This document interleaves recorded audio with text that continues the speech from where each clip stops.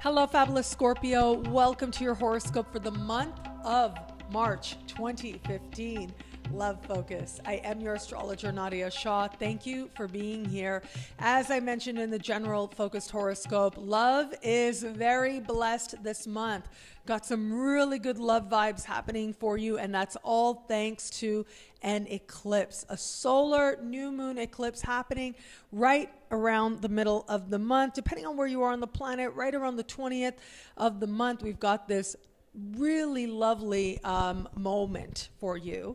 That represents a brand new start in love, in flirtation, and in romance. Now, this particular eclipse has to do with the feelings that love provides. And what's really great about what's happening at this eclipse is that right around the same time, we've also got, by the time the month is out in the late part of the month, we've got Venus moving into your opposite sign, bringing lots of love vibes there as well. And so I look at this playing out. I look at these energies playing out.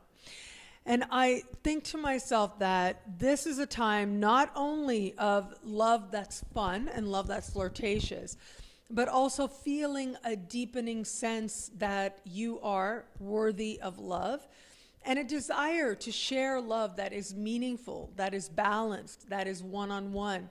Also a really great sky for those of you already in an established bond to feel the love, to recognize that your life is actually added to thanks to being aligned with another person. So those of you in an established bond, I do think Venus moving into your opposite sign the later part of the month, really helpful in terms of just appreciating what you have and enjoying the company of your partner, having moments of pleasure and joy together, doing some fun things together should be very blessed for you.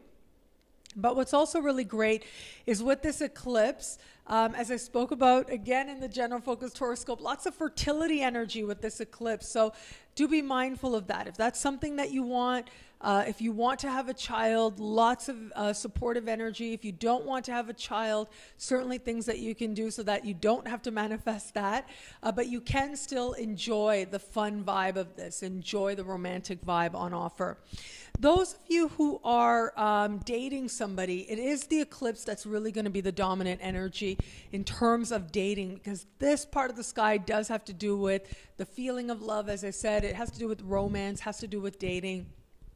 I look at this and it suggests to me that there's going to be a real desire for you to come to understand this person more deeply, to feel like you are indeed on a fresh path with this person and moving in the direction of a relationship. Now, keep in mind with this particular type of eclipse, because eclipses and new moon eclipses can bring brand new opportunities seemingly out of nowhere. So if you are getting to know somebody and you're a little not sure, feeling a little lukewarm, not really sure if this is the direction that you most desire to go in, this particular eclipse will either bring you somebody brand new, or it will feel like, oh, I get why I'm dating this person, and it's a feeling of starting fresh with somebody that you're getting to know. So there's a fresh start feeling in the air with this, whether it's with somebody new or with the person that you're already dating. And those of you who are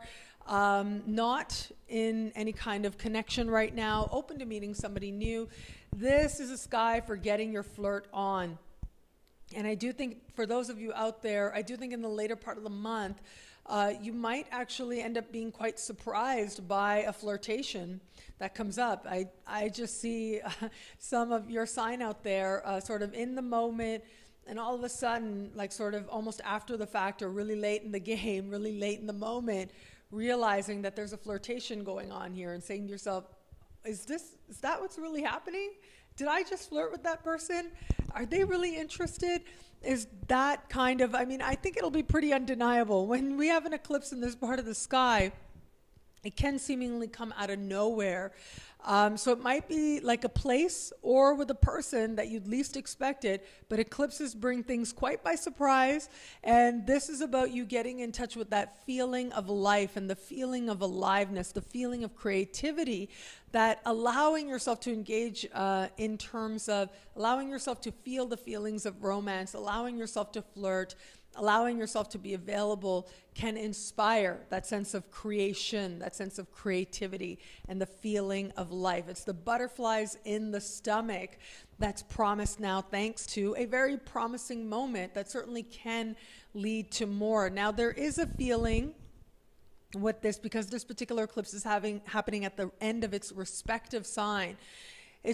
There is a feeling for all of us in one area of life that things are coming full circle, things are reaching their culmination so that you can begin again.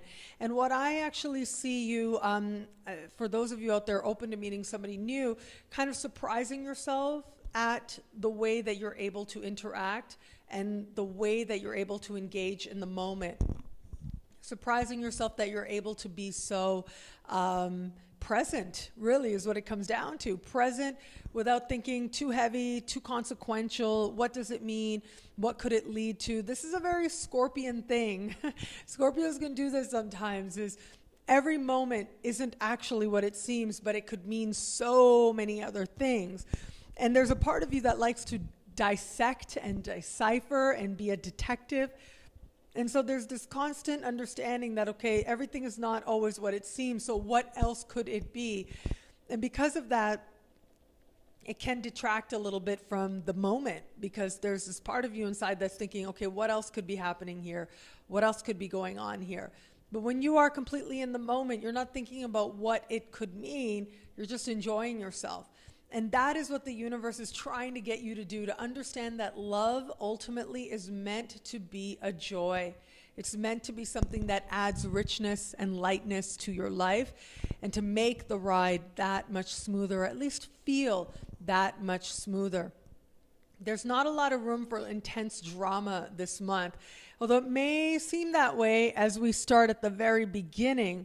But by the time we get to the end of the month, Venus is going to be speaking with Pluto, your ruling planet, in such harmony, will give way to speaking in such harmony right around the same time, and as you progress into the month, that I do think that if there is any second guessing, if there is any questions that are coming up for you as the month starts, just ride it out, and it will give way to something that feels a lot more pleasant, a lot lighter, and a lot more empowering as well.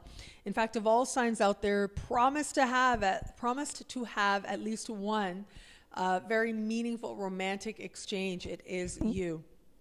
Regardless of your romance status, you are going to be open to feeling the love, and that alone will ensure that you get there.